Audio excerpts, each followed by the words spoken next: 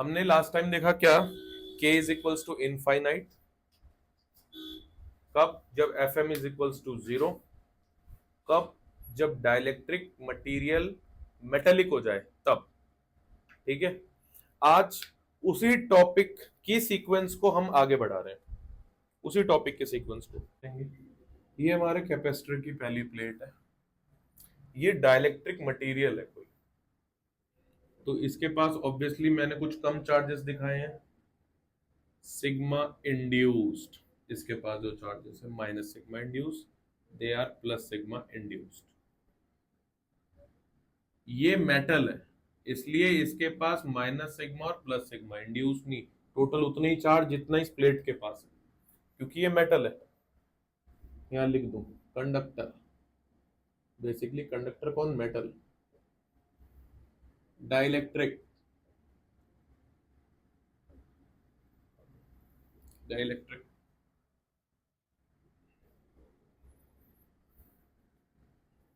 इसके अंदर जो इलेक्ट्रिक फील्ड जाएगी, अगर ये इलेक्ट्रिक फील्ड ई नॉट है तो इसके अंदर जाएगी ई नॉट बाय के। ये इलेक्ट्रिक फील्ड इसके अंदर से पास होगी। ठीक है, कुछ कैंसिल होते हुए, अगेन यहाँ पे ई नॉट, ये मेटल है तो मेटल के अंदर इलेक्ट्रिक फील्ड एकदम कैंसिल, तो 0, that is again E not. All distances d,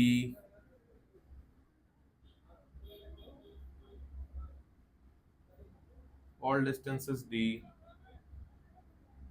all distances d, a b c d e f, they are positions, they are positions।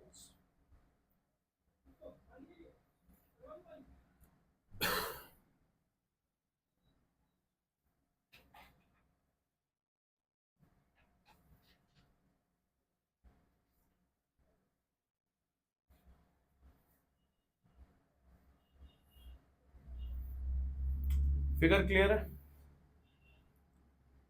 दो कैपेसिटर की plates हैं, उसके बीच में हमने वही दो डाइलेक्ट्रिक जिस टाइप के हमने पढ़े, दो अलग अलग तरह के डाइलेक्ट्रिक हमने उसमें इंसर्ट कर दिए, बीच में कुछ स्पेसिंग्स हैं।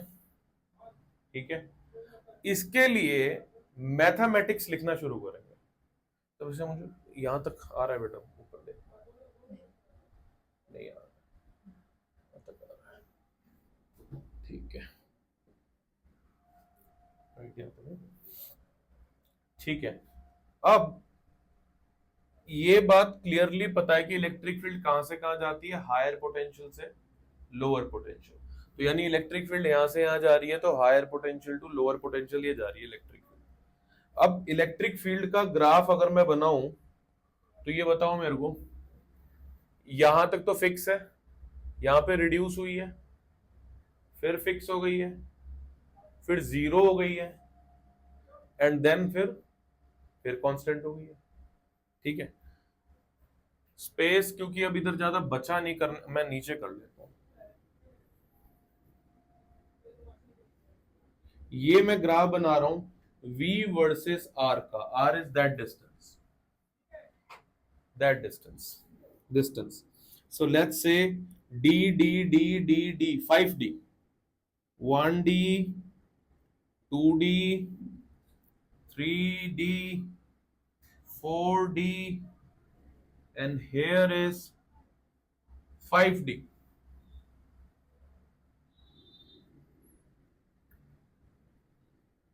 ये है, यहां से शुरू कर रहा हूं, वी ए कहां तक जाना है, इस प्लेट तक, यानी यहां तक। ऑब्वियसली लोअर पोटेंशियल होगा, मुझे नहीं पता कितना होगा, मैं नीचे एक नंबर ले लेता हूं। ठीक है, एफ तक जाना है। नाउ हमें मालूम है E is equals to dv by dr या minus dv by dr, minus हाथ में रखा हुआ है मैंने अभी, minus slope of V R curve, but negative slope. ठीक है, नेगेटिव स्लोप का मतलब एंगल ऐसे नहीं बनेगा, एंगल ऐसे बनेगा। तो यहां से लेके यहां तक इलेक्ट्रिक फील्ड एग्जिस्ट कर रही है, यह स्लोप भी करेगा। ए टू बी, ये लाइन मेरे को थोड़ी ऐसी बनानी थी ताकि ये भी आ जाए, बट कोई नहीं। ए टू बी की बात कर रहा हूं मैं, कैसे बनी, ऐसा बना, ठीक है, एकदम ऐसा बना। बी टू सी, ये है बी और ये है ए टू बी बनाइए। बी टू सी, सोच के बताओ बेटा, एंगल बढ़ जाएगा या एंगल कम हो जाएगा? इलेक्ट्रिक फील्ड कम हो गई है, बढ़ गई है? कम हो गई है, तो एंगल भी कम हो जाएगा, बट रहेगा तो नेगेटिव में, नेगेटिव में ही रहेगा, बट अमाउंट कम हो गया। तो ठीक ऐसा ग्राफ ना जा करके थोड़ा सा ऐसा जाएगा, एंगल कम कर दिया। एक्स एक्सिस से देखो जरा, इसका एंगल ज्यादा था, थोड़ा कम कर दिया, ठीक है, इसको अब मैं हटा दूंगा। ये क्या बना, डी से 2D तक, यानी कि सी तक का, सी तक की कहानी आई है। सी से डी में अगेन वही बनेगा जो ए से बी में बनेगा, पिक्चर में भी देख सकते हैं, बिल्कुल वही। अगर कुछ हो तो ह्यूमन एरर्स होंगे, वरना ए से बी और सी से डी में सेम होना चाहिए। 3D से 4D, यानी डी से ई, इलेक्ट्रिक फील्ड जीरो है। इलेक्ट्रिक फील्ड जीरो होने का मतलब स्लोप जीरो होना हो गया, तो ये लाइन स्ट्रेट रहेगी। और ई से एफ में अगेन अगेन वो वही रहेगा जो वो ए से बी में है, सी से डी में है, उतनी ही फील्ड तो है।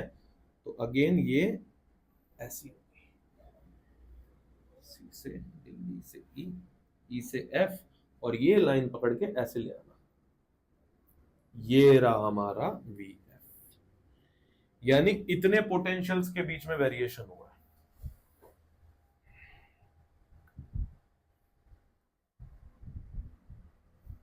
इतनी बात समझ आई?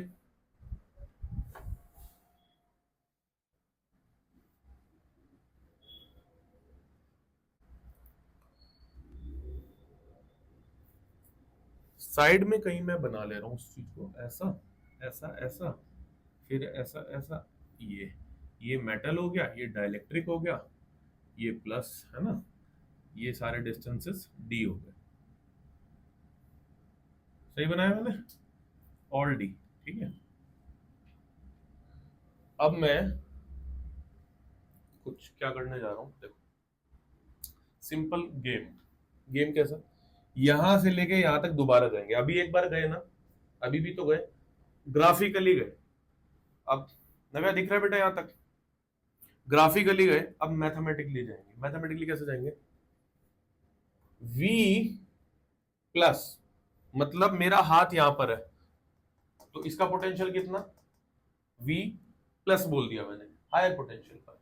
अब मैं आगे जा रहा हूं, तो मेरा पोटेंशियल कम होगा, मतलब माइनस, ये प्लस बेस में लिखा हुआ है, कहीं ऐसा मत सोच लेना, वैसे बेस माइनस, कितना पोटेंशियल माइनस हुआ है मेरा, e naught d, e naught d. Potential का रिलेशन इलेक्ट्रिक फील्ड के लिए ये था, अगर यूनिफॉर्म है तो मैंने इलेक्ट्रिक फील्ड अभी यहां पे कितनी देखी, ई नॉट, और कितना डिस्टेंस है वो, डी। तो दिस इज कितनी कितनी हुई, ई नॉट डी। ये किसके लिए, इस स्पेस के लिए, फर्स्ट डी के लिए, गेटिंग। अब पहले से कहां जा रहे हैं, अंदर जा रहे हैं, इसके अंदर इलेक्ट्रिक फील्ड खुद कम हो गई, कितनी कम हो गई, ई नॉट बाय के इंटू डी। तो again minus E naught by के into d. Make sense, make sense. कहां तक आ गए हैं, यहां तक आ गए हैं। फिर से सी से डी जा रहे हैं, सी से डी जा रहे हैं, मतलब अब मैं यहां पर हूं फिर से, यानी ये इलेक्ट्रिक फील्ड वही थी ई नॉट, ये थी ई नॉट बाय के बच्चों, ये कितनी थी ई नॉट, तो फिर से यहां कितना हो जाएगा, ई नॉट डी। यहां पे कितना हो गया, जीरो। यहां पे कितना हो गया, ई नॉट डी। कहां पहुंच गए, नेगेटिव वाली प्लेट पे। अगर थोड़ा सा भी लॉ ऑफ कनेक्टिविटी है ना, तो क्लास 11th में फ्लूइड मैकेनिक्स में टॉपिक होता है विच इज कॉल्ड मैनोमीट्री। एकदम ऐसी इक्वेशन बनती है उसकी। लेकिन अगर पढ़ा हुआ हो, ध्यान में हो, तो नहीं आएगा तो याद भी नहीं आएगा। देखो एक सेकंड लेके सिमिलरिटी दिखाता हूं ये चैप्टर में और उसमें। सोचो फ्लूइड और इलेक्ट्रिसिटी की बात कर रहे हैं हम, कनेक्टिविटी की। यहां पे पोटेंशियल डिफरेंस होता है, वहां पर प्रेशर डिफरेंस होता है। यहां पर पोटेंशियल डिफरेंस होता है, यहां प्रेशर डिफरेंस होता है। यहां पर करंट जो होता है वो होता है चार्ज अपॉन टाइम। जब भी आएंगे तब बात करेंगे। करंट, करंट क्या है? Rate of flow of charge. इसी तरह यहां क्या आता है? डिस्चार्ज। डिस्चार्ज क्या होता है?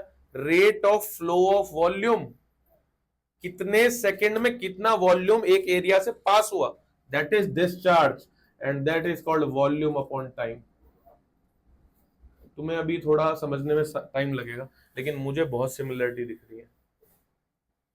Rate of flow of charge, rate of flow of liquid. क्यों होएगा फ्लो? प्रेशर डिफरेंस की वजह से। ये क्यों फ्लो होगा? पोटेंशियल डिफरेंस की वजह से। यहां पे भी रेजिस्टेंस आते हैं, यहां पे भी रेजिस्टेंस आते हैं। पहले सारा पढ़ लो, ये कनेक्ट करने के लिए भी मैं सेशंस रखूंगा बीच में, बाद में कभी। अभी पहले आगे चलते हैं। कहां तक हो गया? यहां तक आ गए? बहुत बढ़िया, बहुत बढ़िया। ठीक है, कोई दिक्कत नहीं, करते रहो।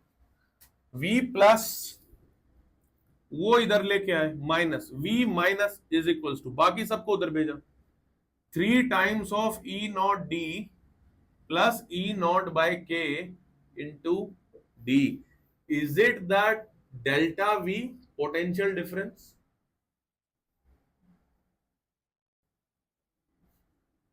कुछ तो किया था बेटा, उससे आया ये।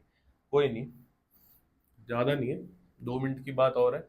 अभी एक फिगर और बनेगा, वहां समझियो, एकदम जस्ट अभी बनेगा। इसके बाद प्रोसेस क्या था? अच्छा प्रोसेस तुझे याद है? इस V को उठा करके अगर मैं Q बाय V में रख दूं तो क्या मिल जाएगा मुझे? कैपेसिटेंस। देखो मैंने एक नया अरेंजमेंट लिया था, उसका भी हमने कैपेसिटेंस निकाल दिया।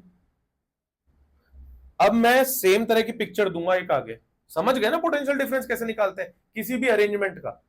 अब मैं दूंगा, तू समझ लेगी, बाकी करके दिखाएंगे, ठीक है ना?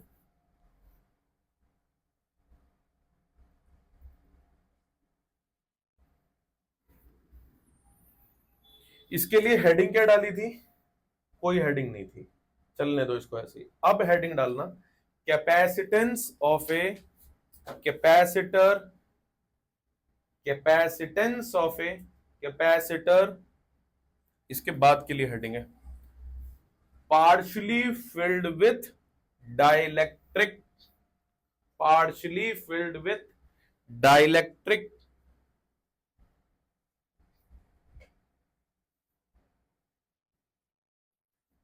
पीछे के लिए हेडिंग डालना चाहते हो कुछ? उसके लिए भी बता देता हूं, ये जब शुरू हुआ था topic, calculation of potential, calculation of potential for a generalize arrangement, calculation of potential for a generalized arrangement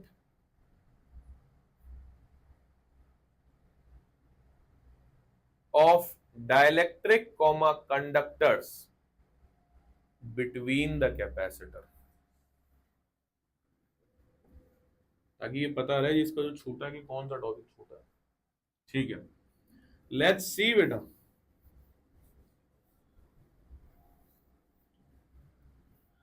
अब अपना दिमाग लगाना प्लीज, जैसा हमने पीछे किया है वैसे यहां तक लेके आना किसी तरह, V निकाल के।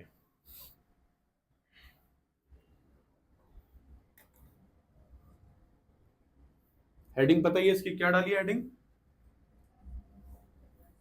Partially filled with dielectric. Let's say partially, partially, totally होता तो ये पूरी एजेस मिल रही होती।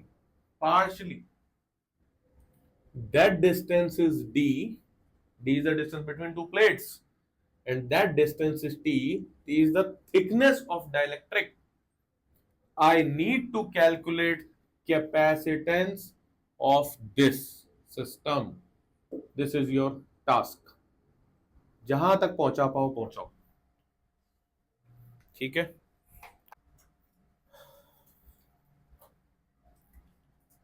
चलो, उम्मीद करता हूं कि आप लोगों ने ट्राई किया होगा।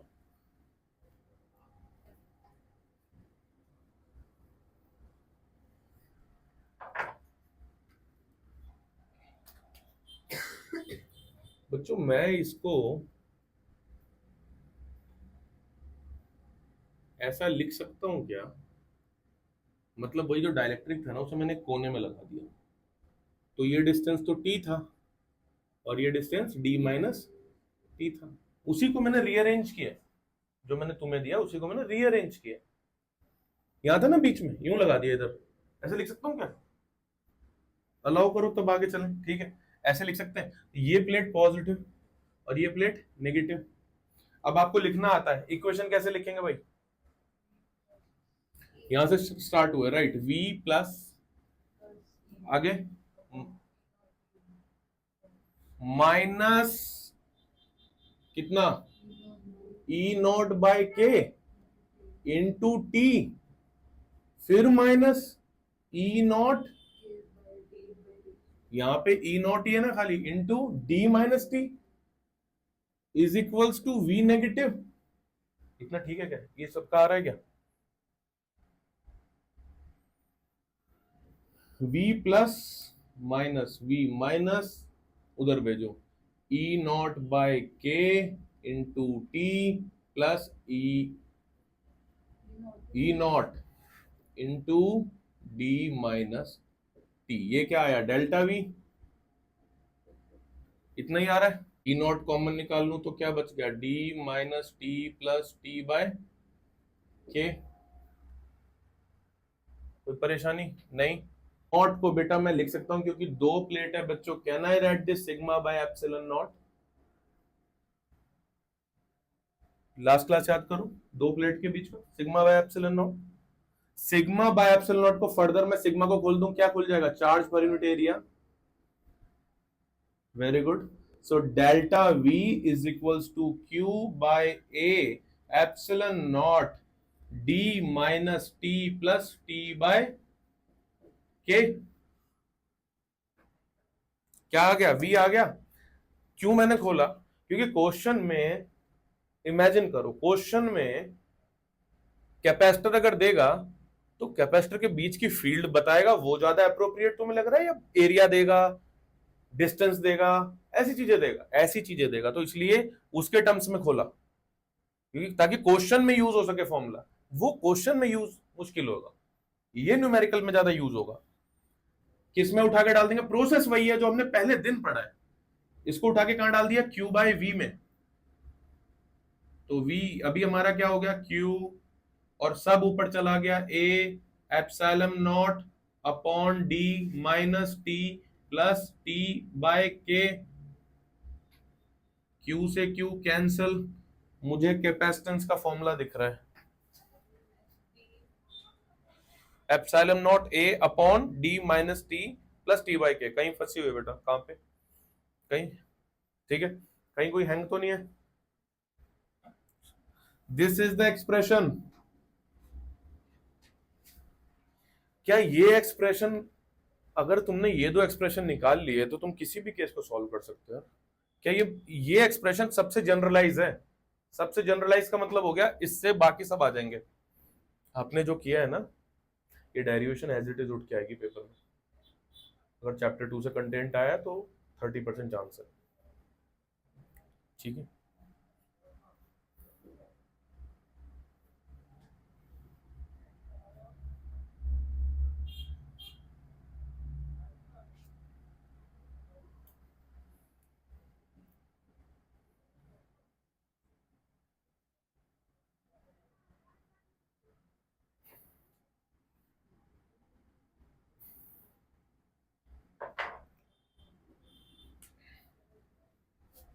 यहां तक हटा दूं।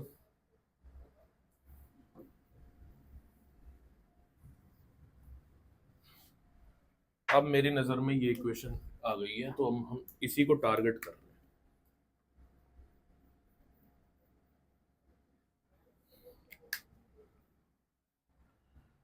Cases cases case number 1,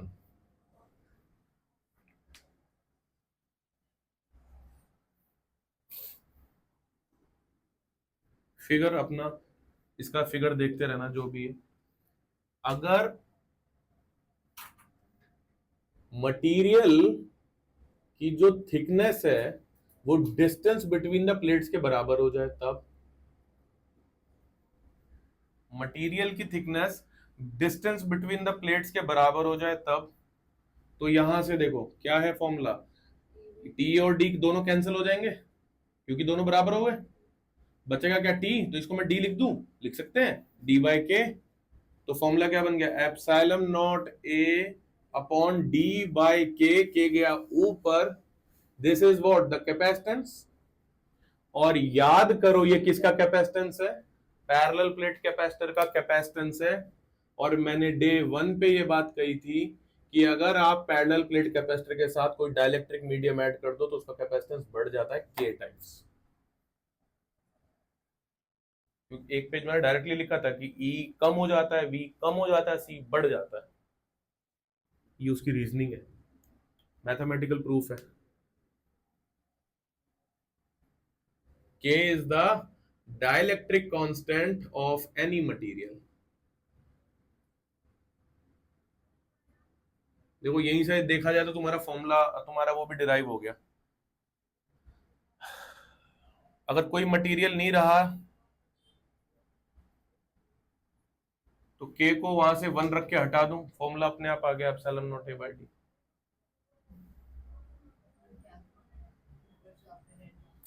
relative permittivity होता है epsilon m bye epsilon not, that is K ना। अगर मैं बोल दूं ये भी एप्सिलॉन नॉट है तो K की वैल्यू कितनी हो गई, 1। यानी कि बिटवीन द प्लेट अगर K की वैल्यू 1 कर दूं तो फॉर्मूला वही आ गया जो पैरेलल प्लेट का था। अब सेकंड प्रूफ की यहां से भी डिराइव हो जाता है वो। So that's why this is most generalized equation of parallel plate capacitor।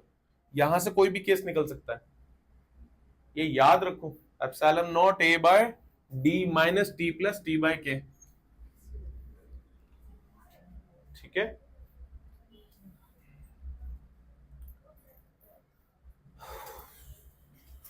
What will happen, case number 1 था, what will happen case number 2, again metal के बीच में डाइलेक्ट्रिक है और फुल्ली फिल्ड नहीं है, फुल्ली फिल्ड नहीं है तो के, अच्छा ये मेटल है, ठीक है, मेटल है, मेटल है तो के की वैल्यू कितनी हो गई, infinite. Case number 2, partially filled dielectric between the place between the space of the capacitor and that dielectric is a metal। case number 2, तो k हो गया infinite, k infinite, that term becomes 0, anything upon infinite is 0, so the formula becomes what, epsilon naught a upon d minus t, C becomes what, epsilon naught a upon d minus t। कितने सारे फॉर्मूले याद रखोगे, यहीं से सब आएगा। आ रहा है, good good good. Case number 3,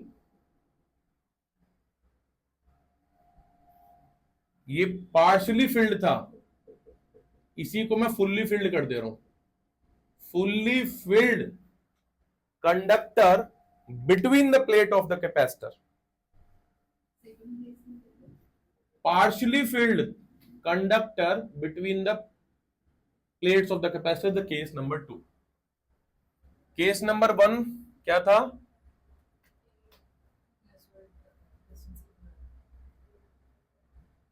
material, I think इससे भी पहले कोई केस था क्या, नहीं नहीं, ठीक है, तो ये जो कैपेसिटर की प्लेट थी उसके बीच में टोटल डाइलेक्ट्रिक के पूरा फील्ड हो गया, तो वो केस नंबर 1 था। वो एनी मटेरियल, वो पार्शियली फिल्ड है बट कंडक्टर है, ये फुल्ली फिल्ड है बट कंडक्टर है, ये फुल्ली फिल्ड है बट कंडक्टर है। तो फुल्ली फिल्ड की पहली पहचान और कंडक्टर की कि T is equals to D and K is equals to infinite. आगे मैं जब मैं शॉर्ट नोट्स बनाऊंगा ना, मैं खाली इन्हीं इन्हीं पे चलूंगा, मैं सब थ्योरी नहीं लिखूंगा, बस ये डायरेक्ट ये ऐसे लिख के केस बनाऊंगा मैं। In that case capacitance becomes what. चलो बच्चों गुड, बढ़िया। ये तो खत्म, ये तो खत्म, ये पूरा ही खत्म, ये जीरो हो गया, नीचे तो जीरो आ गया, ऊपर एप्सिलॉन नॉट ए रह गया, anything upon zero, infinite capacitance. Infinite capacitance. कई बार मैथ्स और रीजनिंग, थ्योरेटिकल रीजनिंग के बीच में कॉन्फ्लिक्ट ऑफ इंटरेस्ट आता है। इसको थ्योरेटिकली डिफाइन कर पाना थोड़ा पॉसिबल नहीं है, लेकिन मैथमेटिकली इनफाइनाइट आ रहा है। किसी भी चीज की कैपेसिटेंस इनफाइनाइट हो सकती है क्या? मैं तो कह रहा हूं कितना भी बड़ा बना लो, क्या इनफाइनाइट हो सकती है क्या? यहां पे हैंग हो जाती है चीजें आके। ढूंढो, पढ़ाई करो, काम करो, ठीक है, पता करो क्या है इसका मतलब। नहीं पता चले बताना, क्लास में एक्सप्लेन करेंगे। थोड़ा तो अभी करता हूं, इसके बाद केसेस हो गए, केसेस हो गए, बहुत बढ़िया।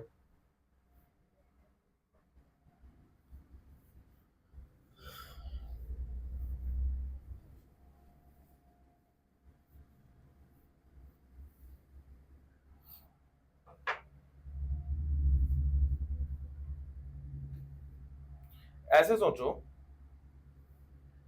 कि अगर ये दो प्लेट है और इसके बीच में मेटल है, और मैं कहीं से यहाँ कंटिन्यूसली चार्ज दे रहा हूं, और मैंने इसको अर्थिंग कर दिया, अर्थ, तो ये चार्ज लेगा यहाँ से, यहाँ पे नेगेटिव, वो ये पास होता जाएगा, ये प्रोसेस बना रहेगा। कभी भी इसका पेट भरने वाला है कि हाँ, पेट भरने का मतलब क्या हो गया कि ये बोल देगा कि अब बस, अब मैं और चार्ज नहीं ले रहा। अगर कोई भी चीज ऐसे बोल दे कि मैं अब चार्ज नहीं ले रहा, इसका मतलब क्या, वो नेक्स्ट चार्ज जो आ रहा है उसको रोक देगा, और जो नेक्स्ट चार्ज आ रहा है जब वो रुक जाएगा, तो क्या सर्किट ब्रेक हो गया एक तरीके से। तो जब भी याद रखना मेरी बात, अभी मैं लिखवाऊंगा, जब भी कैपेसिटर डीसी सर्किट्स में यूज होगा ना, which is your next chapter, current and electricity, DC circuits, तो क्या वो लगा कैपेसिटर हुआ है, बट वो काम क्या करता है, सर्किट ब्रेक करता, वहां से करंट पास नहीं होगा, क्योंकि जैसे ही वो फुल्ली चार्ज हो जाएगा वो रोक देगा करंट। करंट बना थोड़ी रहेगा उस रास्ते से, तो करंट को कोई और रास्ता ढूंढना पड़ेगा जाने के लिए, भाई ये तो जाने ही नहीं दे रहा है। बात समझ रहे हो? ठीक है, ये भी मैं लिखूंगा, लेकिन आज एक बात बताओ कि ऐसे एक चार्ज कहीं से कंटिन्यूस सप्लाई आ रही है, कहीं से कंटिन्यूस सप्लाई आ रही है, ये इलेक्ट्रॉन लगातार अर्थिंग में जाते जाएंगे, ये एक कैपेसिटर है, ये बीच में मेटल लगा हुआ है, इसलिए कहीं कभी भी रुकेगा नहीं। ये आप ऐसे बता सकते हो, डिपिक्ट कर सकते हो, this is an one example की कैपेसिटेंस इनफाइनाइट होने का मतलब क्या है, एक सिंबॉलिक। आगे समझो, सी का फॉर्मूला क्या होता है, क्यू बाय वी। ये भी मैं वही बताऊंगा, अर्थिंग, करंट इलेक्ट्रिसिटी में अर्थिंग वगैरह आएगी, बट यहां आया तो जान लो, अर्थ का पोटेंशियल जीरो होता है, और अगर ये जीरो हो गया तो मैथमेटिकली भी सी इनफाइनाइट हो गया। भाई ये सब चीजें जो है सर्किट के पार्ट होते हैं ना, आएगा करंट इलेक्ट्रिसिटी में, बट ये तो तुम्हें कहीं तो क्लास 10 से पता होगा कि अर्थिंग का मतलब पोटेंशियल जीरो।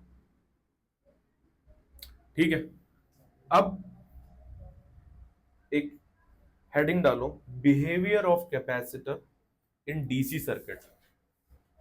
ये चैप्टर के अंदर नहीं होता ये पार्ट, बट मैं इसको अलग से लिखवा रहा हूं, behaviour of a capacitor in DC circuit.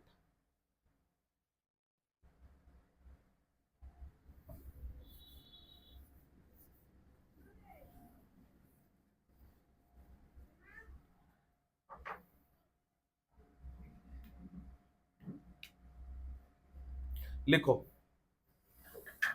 लिखो थ्योरी लिखो थोड़ी।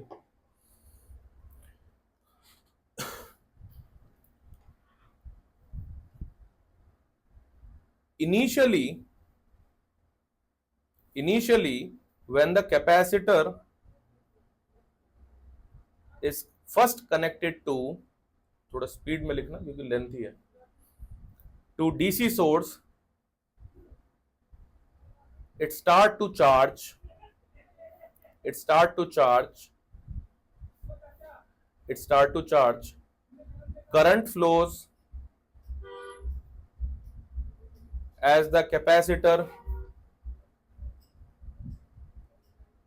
current flows as the capacitor accumulates charge on its plates. Current flows as the capacitor accumulates charge on its plates. The voltage across capacitor gradually increases as it starts to store electrical energy. Electrical energy. Full stop. Charging process, underline. Charging process, underline, arrow. Full stop. Charging process, underline, arrow. The charging current decreases. The charging current decreases as the voltage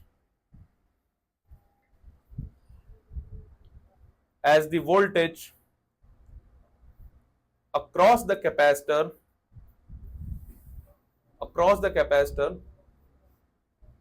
approaches the supply voltage. Approaches the supply voltage.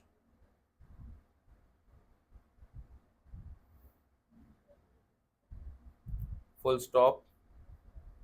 This happens because supply voltage, full stop. This happens because the capacitor opposes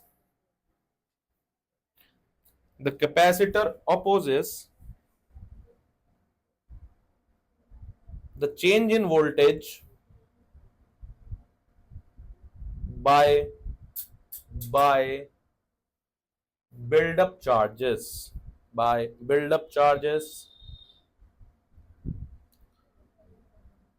Full stop. Fully charged state, underline, arrow. Fully charged state, underline, arrow. Eventually, the capacitor becomes fully charged.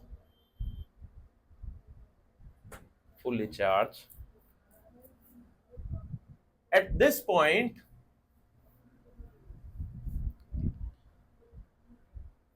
the voltage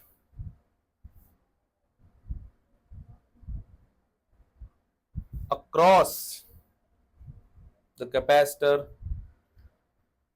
equal to supply voltage.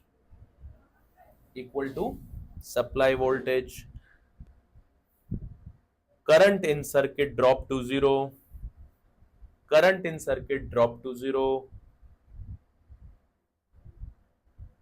Because capacitor behave like an open circuit. कहाँ छूट गया बताओ? Equal to supply voltage. Current in the circuit drop to zero because capacitor behave like an open circuit in steady state DC. DC means that current. Last की जो line है बच्चों, at this point के बाद से ये double underline कर लो, यही कंक्लूजन है पूरी स्टोरी का. रिवाइज अगर करना हो तो पूरा ना पढ़ के सिर्फ यहां से पढ़ के जाया जा सकता है. ठीक है,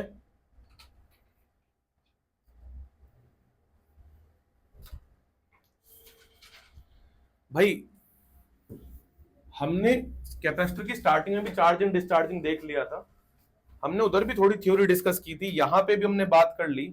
ऐसे समझो कि बाहर से कोई एक कप कॉफी लेके आया, एकदम हॉट कॉफी यहाँ पे लाके रखी हुई है, तो इनिशियली जो हीट का ट्रांसफर होगा उस कॉफी से रूम में, वो डायरेक्टली डिपेंडेंट होगा टेम्परेचर डिफरेंस बिटवीन कॉफी का एंड रूम।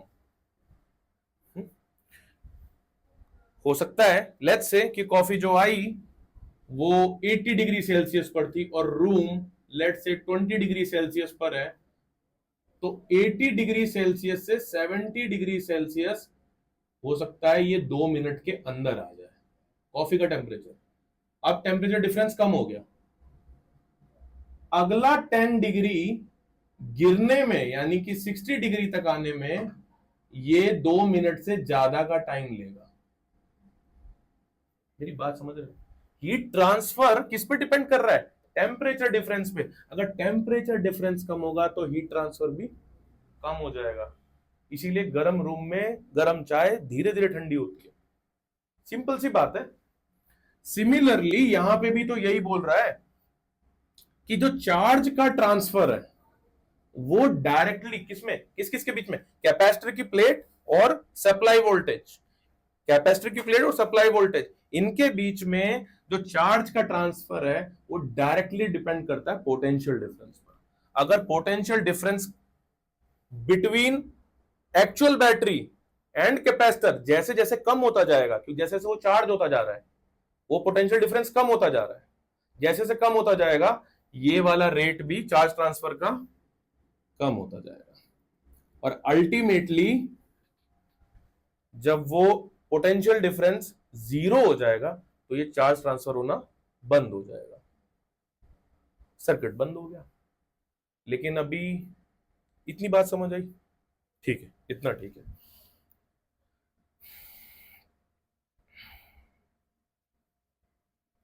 नेक्स्ट सब heading, force between the plates of capacitor. ये खत्म। Force between the plates of the capacitor.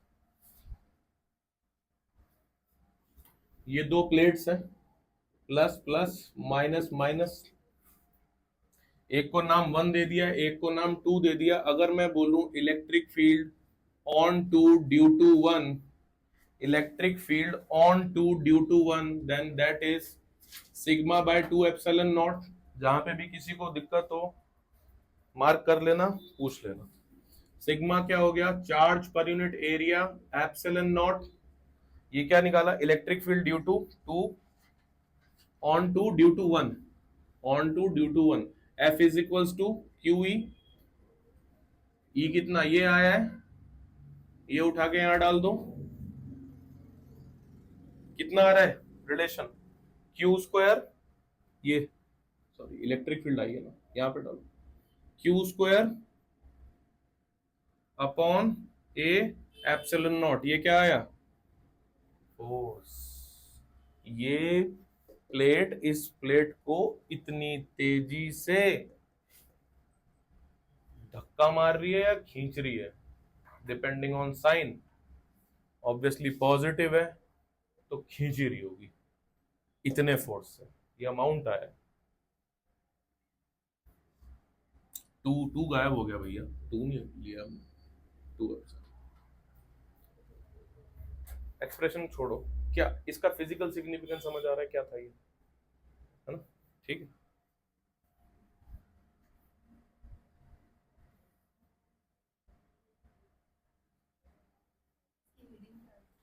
force force between the plates of capacitor.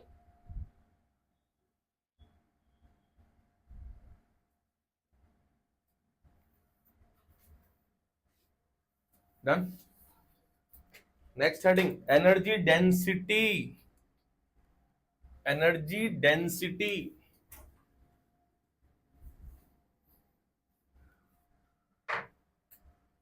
Energy का formula बोलो जरा, potential energy का formula बोलो capacitor के लिए। कोई पेज नहीं पलटेगा।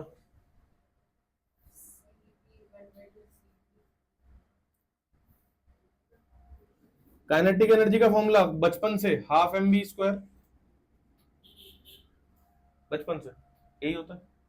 स्प्रिंग की एनर्जी का फॉर्मूला हाफ के एक्स स्क्वायर, वो फोर्स होता है बेटा माइनस के एक्स, एनर्जी हमेशा पॉजिटिव। इसमें डाउट लगा तो कोई, ठीक है, तेरे को नहीं, बहुतों को रहता है। ये दो अभी अभी कैपेसिटर का देखा कितना, अभी अभी नहीं देखा, देखा तो last class, half C V square. आगे इंडक्टर नाम की एक चीज आएगी, half L I square. SHM गया लास्ट क्लास में, हाफ के ए स्क्वायर। इनको क्या परेशानी है, अलग अलग चैप्टर के लोग हैं और ये एक जैसे क्यों दिख रहे हैं? Nature love symmetry. ये देखो, तुम्हें खुद ही को देख के लगता है क्या हाँ सिमेट्री तो है?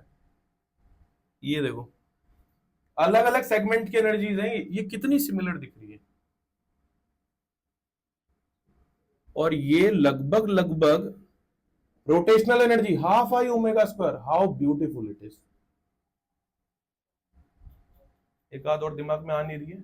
Stress strain half sigma epsilon not square, stress strain solids. खत्म पूरी फिजिक्स, आधा 11th आधा 12th खत्म। ये एक बोर्ड पे अगर लिख लिया और अगर इसके बीच में से ऐसे रॉकेट उड़ाने लग गया मैं कि कौन क्या होता है, बन गया फ्लो चार्ट, जाके दो पेपर। ये है मेरे उस ट्रिपल सी में दूसरे वाले का मतलब, कनेक्टिविटी। ठीक है, बोलता हूं ना मैं, कॉन्सेप्ट कनेक्टिविटी देन कंसोलिडेशन।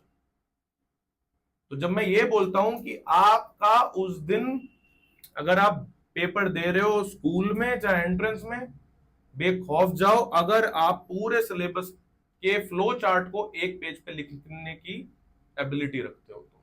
ये तो पूरा 11 12 हो गया, एक दो और बची हैं बस, और कुछ है थोड़ी।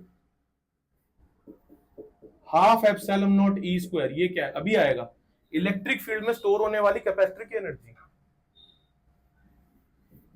Half B square by mu naught, magnetic field में स्टोर होने वाली एनर्जी। सर आप अपने पॉइंट मत बनाओ, नहीं मतलब देखो यहां पे समझो, देख रहे हो कितनी सिमिलैरिटी है। हाफ समथिंग समथिंग स्क्वायर, और कहते हो याद ही नहीं होता है कुछ। इसकी फोटो ले लेना, लेनी हो जिसको तो। चलो रिकॉर्ड तो है, कोई इंटरेस्टेड नहीं है सर प्लीज, ठीक है कोई बात नहीं। हमें यहां से शुरू करना है कैपेसिटर। ये खत्म हो गया बेटा, तो उसमें बहुत सारे चैप्टर आ गए, ठीक है। और एनर्जी पता चल गई तो टाइम से डिवाइड कर दो, पावर आ गया, और पावर पे क्वेश्चन आता ही आता है। तो कितनी जगह की पावर निकाल लिया आपने? चलिए कोई बात नहीं, समझो जरा बात को। तो हाफ सी वी स्क्वायर, ये जब फॉर्मूला डिफाइन हो रहा था, क्या ये कह रहा था कि मैं सिर्फ पैरेलल प्लेट के लिए डिफाइन होऊंगा, ऐसा बोला था इसने? नहीं ना, तो ये सबके लिए डिफाइन है। हम इसको स्पेसिफिकली पैरेलल प्लेट के लिए करने में इंटरेस्टेड है। तो हमने क्या लिखा, epsilon naught A by D इसकी जगह। और क्योंकि यहां डी है तो मेरे दिमाग में एक बात आ रही है और आपके में भी आ जाए कि ये कुछ कैंसिल वैंसिल हो जाए, तो इसलिए यहां भी E इंटू डी ले ही लेते हैं। रिप्लेस करो बच्चों इस फॉर्मूले को जरा। Half epsilon naught A by D into E square, D square is equals to potential energy. शाबाश। क्या क्या कट रहा है, डी से डी जा रहा है सर, और क्या कट रहा है, कुछ नहीं जा रहा sir. Half epsilon not E square, एक डिस्टेंस एक एरिया मिलके बना गए वॉल्यूम। मास अपॉन वॉल्यूम किसका फॉर्मूला है? डेंसिटी। आधा बोला है, ऐसे बोलो मास डेंसिटी। क्या बात कर रहे हो, और भी डेंसिटीज होती हैं, चार्ज डेंसिटी भी होती है। Energy density is energy upon volume is half epsilon not E square. याद है अभी वो सबसे ऊपर यही लिखा था, is called energy density. Energy density का क्या मतलब हो गया, पर जैसे बोन डेंसिटी का क्या मतलब होता है भाई? मैं तो नॉर्मल जो मेरे मुंह में आया बोल दिया, बोन डेंसिटी। बोन डेंसिटी का मतलब पर्टिकुलर वॉल्यूम में कितना सॉलिड स्पेस ऑक्यूपाई है। एक होता है ना osteoporosis something, low density, porosity आ जाती है, जीरो नॉलेज है बायो की, कहीं कहीं पढ़ लिया था हमने। ऐसे ही between the plate of the capacitor पर यूनिट वॉल्यूम कितनी एनर्जी है वो ये बताता है। और कोई बोले ना कि write down physical significance of energy density, this is the पर यूनिट वॉल्यूम कितनी एनर्जी स्पेस है। एक बात बताओ, कैपेसिटर के पास जेब होती है क्या? कहां रखेगा वो एनर्जी? आप तो बॉडी में रख लेते हो सेल वेल के बीच में, ये कहां रखेगा? पैसा आया जेब में डाल लिया, it's a form of energy. For plate कहां रखेगा? बीच में। कहां पे? इलेक्ट्रिक फील्ड की फॉर्म में। जैसे बहुत पैसा आ गया, कुछ नहीं, कहीं नहीं रख पा रहे, गोल्ड में कन्वर्ट करवा लिया, आपने फॉर्म चेंज करी है, वैल्यू वही है, डायमंड ले लिया। इन केस इसने क्या करा? फॉर्म को चेंज करा है। कौन सी फॉर्म? जो चार्ज की फॉर्म में आ रहा है बैटरी से, और कहां चेंज कर दिया? इलेक्ट्रिक फील्ड की फॉर्म में। ये समझाते समझाते मैक्सवेल पागल हो गए थे। अभी देखो, इसके बाद करंट, इलेक्ट्रिसिटी, देन मैग्नेटिज्म पे घुसेंगे, EMI, AC, then EM wave करके एक चैप्टर आएगा, इलेक्ट्रोमैग्नेटिक वेव्स। वो पूरा चैप्टर मैक्सवेल के ऊपर है, जेम्स क्लार्क मैक्सवेल, तुमने नाम जरूर सुना होगा बंदे का। फेराडे के असिस्टेंट थे, माइकल फेराडे के। तो माइकल फेराडे एक बुक बाइंडर टाइप पर्सन थे, तो तुमने कहीं ना कहीं स्टोरी सुनी होगी। वो लोग जिनकी बहुत प्रोफेशनल तरीके से एकेडमिक्स नहीं हुई, बट वो ड्यू टू सम ब्लेसिंग्स वो बहुत ऊपर गए। किसी भी साइंटिस्ट की जो पर्सनल लाइफ है वो कभी अच्छी नहीं रही, पर्सनल बोले तो उसका आसपास कभी वो परेशानी रहे। Same with Michael Faraday. उन्होंने जो थ्योरीज लिखी, उस टाइम की जो सोसाइटी ऑफ साइंसेस थी उनको पब्लिश की, तो उन्होंने बोला कि इसका मैथमेटिकल प्रूफ लाओ। अब वो बंदा जिसने सिर्फ थ्योरीज पढ़ी है, वो मैथमेटिकल प्रूफ कहां से लाएगा? लेकिन अगर आप कहीं पे, अगर इन केस आप रिसर्चर बनते हो, आप पीएचडी की तरफ जाते हो आगे पढ़ाई करने में, और जाना जरूर, higher study is the need of this country right now. आज जो भी चल रहा है ना हमारी डिपेंडेंसी बाकी कंट्रीज पे, ये due to lack of research है खाली। और रिसर्च में कौन जाएगा? आप लोग। ये नहीं कि बस ये बी और एम करके खत्म, अब तो पैसे कमा लेते हैं, कमाओ, कोई दिक्कत नहीं है, पर पढ़ाई भी करो आगे, रिसर्च में जाओ जरूर, ठीक है। अब क्या हुआ, वो दे नहीं पाए तो बेइज्जती करके निकाल दिया, और वही जिस वजह से उनको निकाला गया था वही लॉस बुक में छपे हुए हैं आज।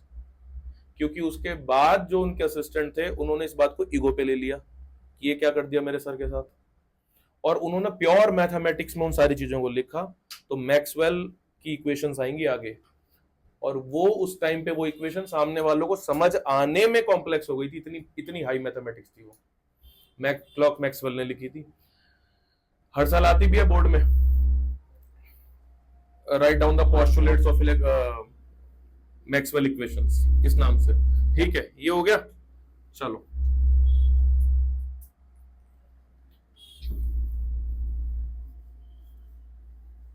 क्या निकाला अभी अभी आप लोगों ने? Energy density.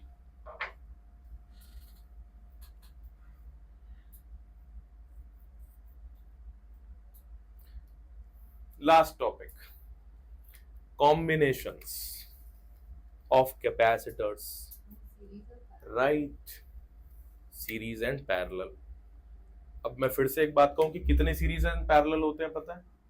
कितने सीरीज पैरेलल पढ़े हैं आपने आज तक? देखो, एक तो आपने रेजिस्टेंस का पढ़ा, सीरीज एंड पैरेलल, कैपेसिटर का पढ़ा सीरीज एंड पैरेलल, और किसका पढ़ा? Series and parallel.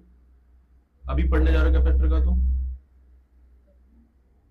इंडक्टर नाम की चीज आएगी, उसका सीरीज एंड पैरेलल पढ़ोगे। स्प्रिंग गया पिछले साल, उसका सीरीज एंड पैरेलल पढ़ा? नहीं पढ़ा। फ्लूइड मैकेनिक्स में पाइप आता है सीरीज एंड पैरेलल, वो पढ़ा? नहीं पढ़ा। और सोचते हो कि ये कर दें और वो कर दें, हम लोग तूफान उठा दें दुनिया में। कितनी चीजें छोड़ के आ रहे हो तुम लोग पीछे से। स्ट्रेस एंड स्ट्रेन में रॉड का सीरीज एंड पैरेलल होता है। अब थर्मल स्ट्रेस में भी का सीरीज पैरेलल, कितनी सारी चीजें। अभी तो एक दो और ध्यान नहीं आ रही, ये मैं बता रहा हूं, डरना नहीं है इससे। जो शॉर्टकट्स ढूंढते हो ना वो बंद कर दो।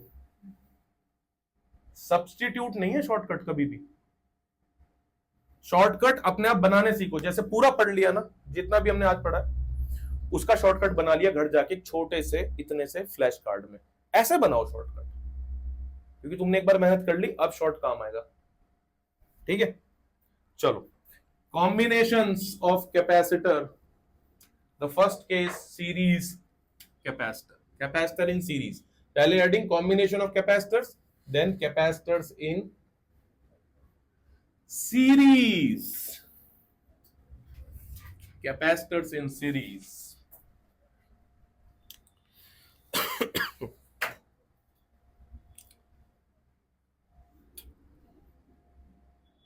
मैकेनिज्म, ये मैंने पिछले 2 साल से एक नई हेडिंग इसमें ऐड करनी शुरू करी है।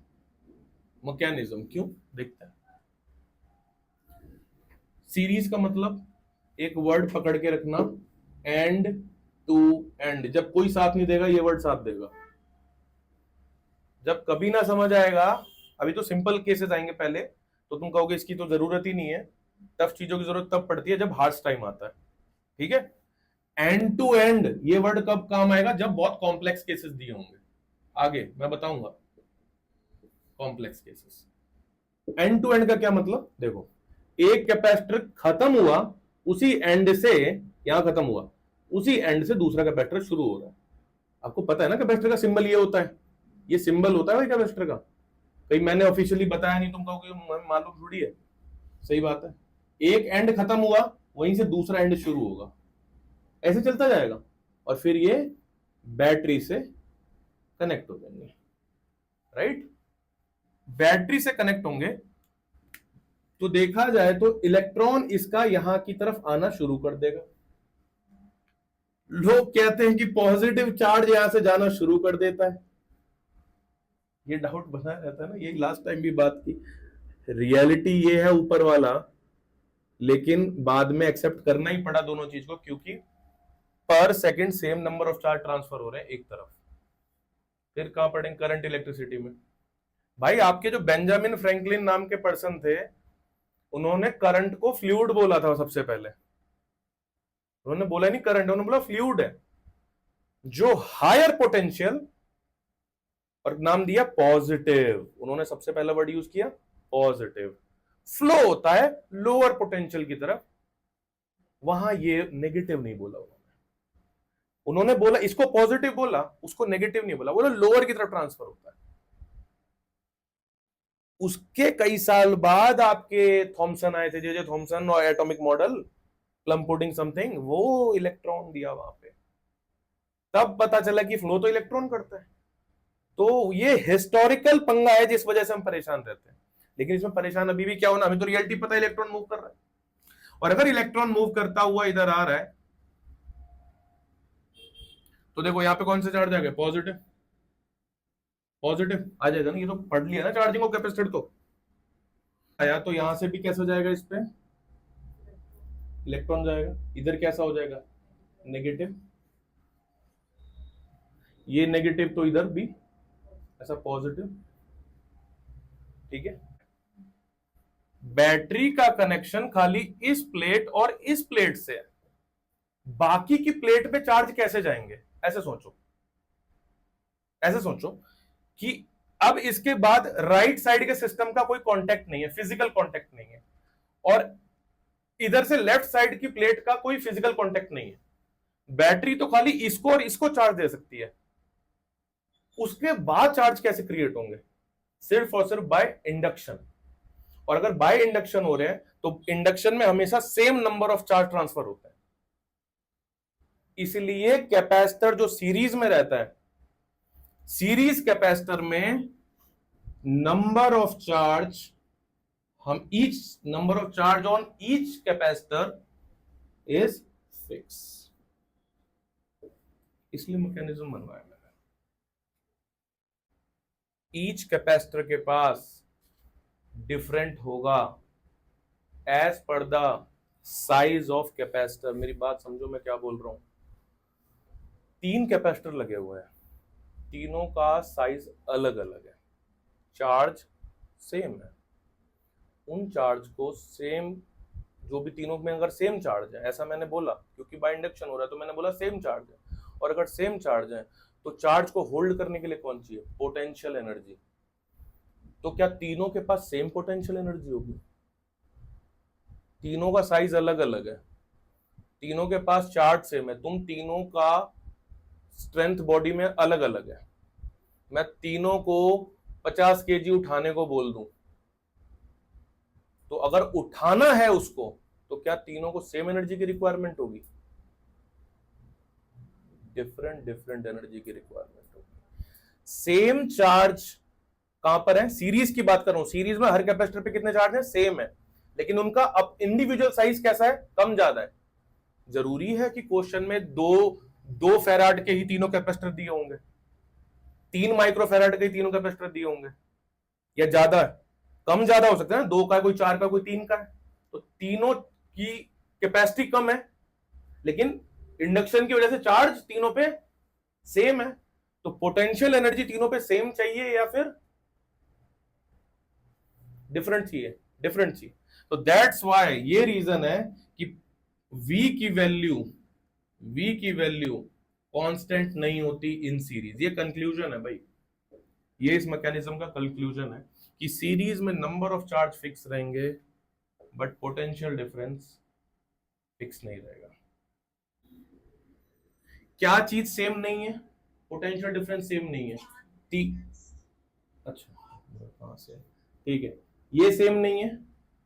अगर ये 3 है, V1 V2 और V3, इसके अक्रॉस पोटेंशियल अलग अलग है,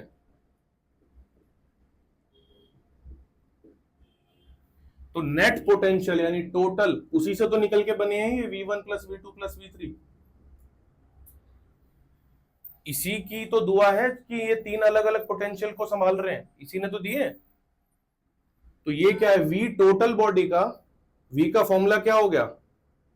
Q is equals to CV, तो Q बाय C, और ये टोटल का है तो C इक्विवेलेंट, पूरे सर्किट का capacitance is equals to what? इसको क्या लिखूं?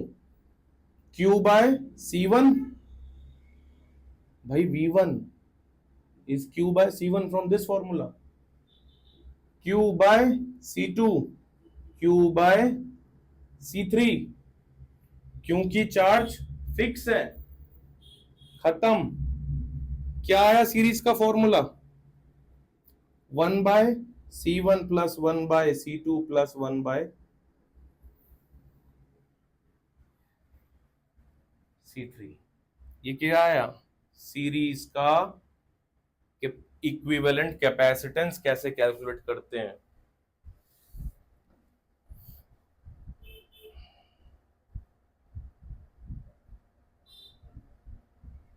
कुछ एक पॉइंट्स लिख लेना इसमें। C equivalent is always less then C individual. V is equals to Q by C। क्या है? पूरे सेगमेंट में क्या फिक्स है इन तीनों में से? चार्ज। चार्ज फिक्स है तो ये हटा के मैं प्रोपोर्शनैलिटी लगा दूं। If y proportional to x, inversely proportional to x, the formula becomes what? X1 y1 is equals to x2 y2 mathematically. And if v proportional to c, it means c1 v1 is equals to c2 v2। ये कुछ formulas निकलवा रहा हूं मैं, सीधा सीधा use करेंगे questions में।